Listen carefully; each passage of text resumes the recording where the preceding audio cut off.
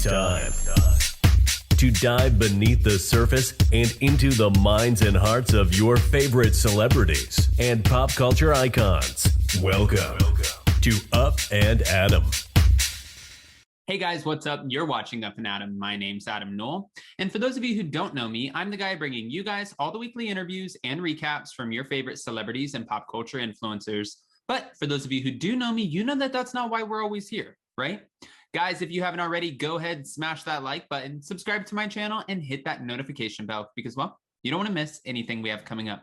And with that, before we jump right in, I just want to say we finally got the sign up. It's time to do the damn thing and I guess talk a little bit about Vanderpump Rules. Let's do it. Okay, guys, so we're back to talk about Vanderpump Rules Season 9 and what exactly we should be expecting. It's been all over the board. Obviously, fans have been wondering, what is this new season going to look like, especially after losing 8 cast members? Guys, we not only, just in case you've been living under a rock, lost Jax Taylor, but collateral, his wife, Brittany. We lost Stassi, collateral, her husband, Beau. We also lost Max Boyens, Brett Caprioni, I believe his last name is, Dana Cathan, and Kristen Doty. So we've lost 8 cast members, but a few have already confirmed that they will be coming back. It's just going to be an interesting new dynamic.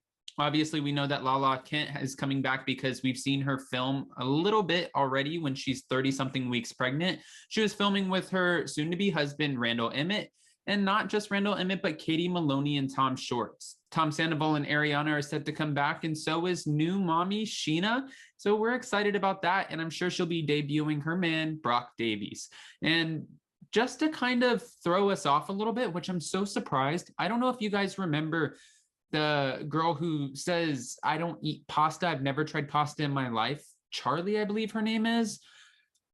I don't think fans really thought she was that exciting, but I'm not dissing her. I just think that maybe it was her first season and it's a reality TV show. So it's not like somebody writes a book on how to navigate this appropriately. We don't know if we're getting Danica Dow back yet, but we are getting James Kennedy and Raquel. So it should be an interesting show maybe, but hopefully it all revolves mostly around Lisa Vanderpump and running her businesses.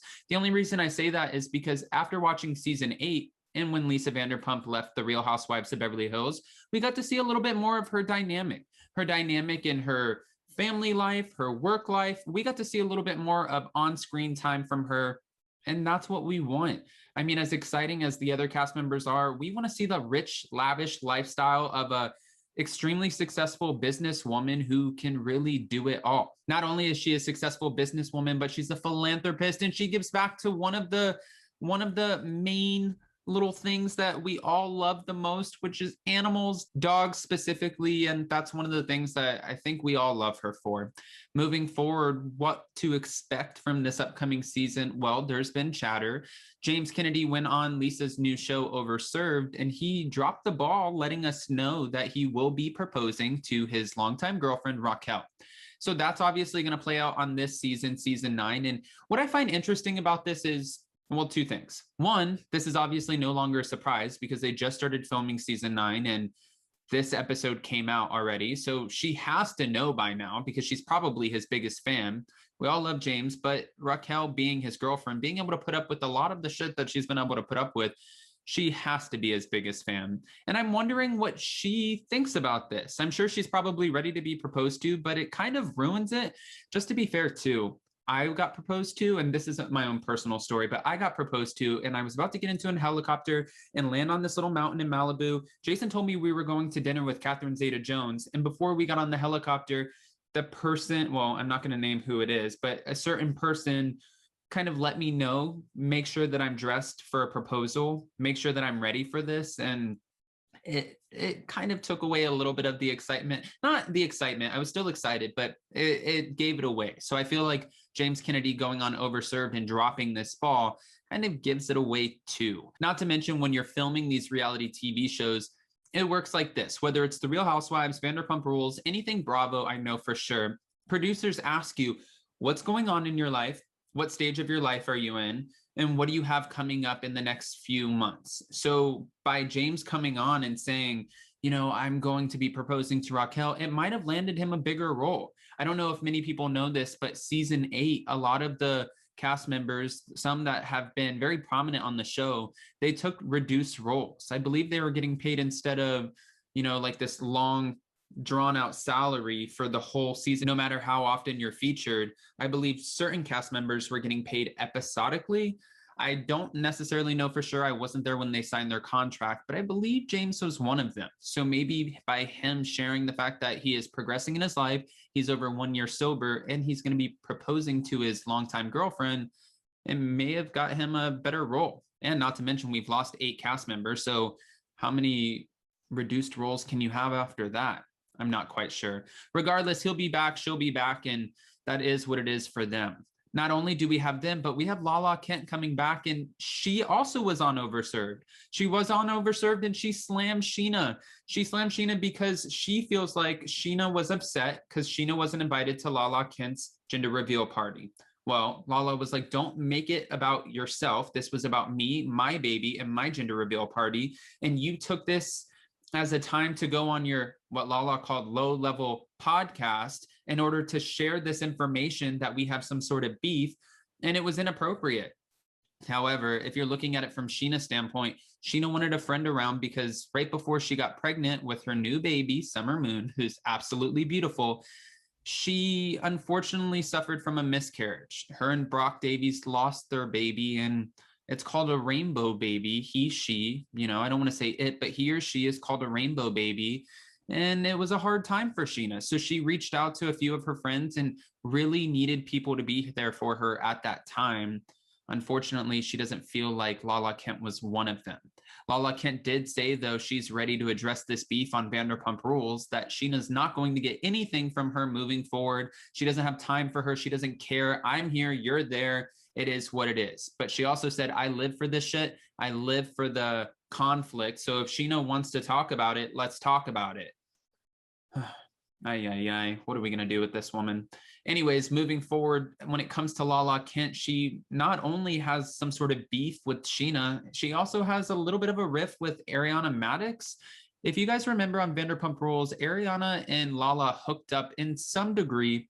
I don't know if it was just a kiss or if it went any further than that. It doesn't really matter, but it kind of opened up the conversation of Ariana's open sexuality, of being bisexual, and really making it something that should be more celebrated and talked about, as opposed to being a woman who should be shunned for it because she's with a man. So it's acting like she can't have interest in someone else. So it was a topic of conversation that probably needed to be had. So I applaud Ariana for that. But I also don't know how this is going to look for the new season, because Ariana isn't really a person who doesn't really celebrate conflict, just to be fair. Lala said on a podcast that she unfollowed Ariana on the gram, which solidifies a lot. I guess that's the world that we live in. So when you unfollow someone, it means that you're no longer dealing with them. I mean, okay, whatever. Lala said that Ariana likes people who are drowning. She likes the underdog who she can kind of take under her wing and be there for her. And she doesn't really mess with her anymore. She doesn't like her. She doesn't want to be friends with someone like that. And I don't know. I kind of think that Ariana and Sheena are onto something a little bit when they say Katie, Stassi, and Lala have this little girl group, and Brittany sometimes, but they have this little girl group that really is hard to break into. So they don't really like Sheena. They don't really like Ariana. And since they all agree on that, one of them's not going to go against the rest of the group and start talking to one of them, because this is the catty situation that we call Vanderpump Rules. It is what it is at this point. We also heard that one of the former Vanderpump Rules stars who just became a mom is opening an OnlyFans page. Now, guys, I don't know. This is about Bravo. I don't know if you guys watch TLC, but Larissa, who was on 90 Day Fiance with Colty, she started an OnlyFans page, and she was making over 6 figures a month. So technically, this could work. I mean, they have to make money somehow. They were making upwards of 6 figures, and some of them were even about to make $1 million almost, with endorsements, social media, and the show's pay this year. So if you just got fired from that and you lost all of that income, yeah, that's probably a pretty big deal. I would be starting a podcast, an OnlyFans account. I'd be starting, honestly, whatever I could. I can't wait to see who it is. It's obviously either Stassi or it's Brittany. I'm going to go with Stassi, though. I feel like Jax wouldn't tolerate that from Brittany. And I feel like Stassi would give it a fun, creative spin where she would let Beau kind of help her out on it and keep it comical, but also risque. I mean, what do you guys think? Do you think it's Brittany or Stassi? I don't want to forget to ask this by the end of this video. So whoever you think it is, make sure you comment below. But before we go, I have two other things that I want to bring up. Jax Taylor said that he had to leave the show because he felt like it was getting too scripted. But technically, Jax, that's not why you left the show. We all know that Jax was fired, but he did receive a message from Andy Cohen, who celebrated Jax's time on the show, telling him that he always took the show like a man. He rolled with the punches. Anything that Andy had to throw at him, he took it, he bared with it, and he had a great run.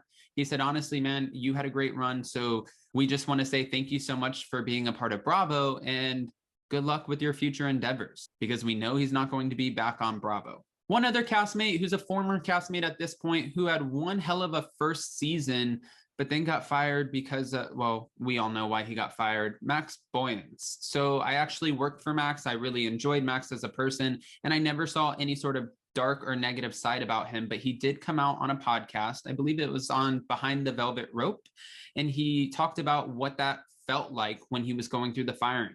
He said at 8 a.m. he got a call from the producers after being released from his job at TomTom for 2 weeks because Lisa Vanderpump had to obviously take action after all of this stuff surfaced. He was released, and then she did an investigation. She talked to a few of the staff members and figured out whether he was or was not what everyone was calling him. And he said that this was a scary time for him. He was afraid to go to grocery stores, gas stations, anything, because he didn't know if someone would recognize him from the show and punch him in the face or whatever the case was. He felt like at some point the world would be a better place without him and that he shouldn't exist anymore. I do want to say I don't feel like anybody should ever feel like that. I think that's honestly heartbreaking. That makes me sad just thinking about it. And, you know, as people make mistakes, I think that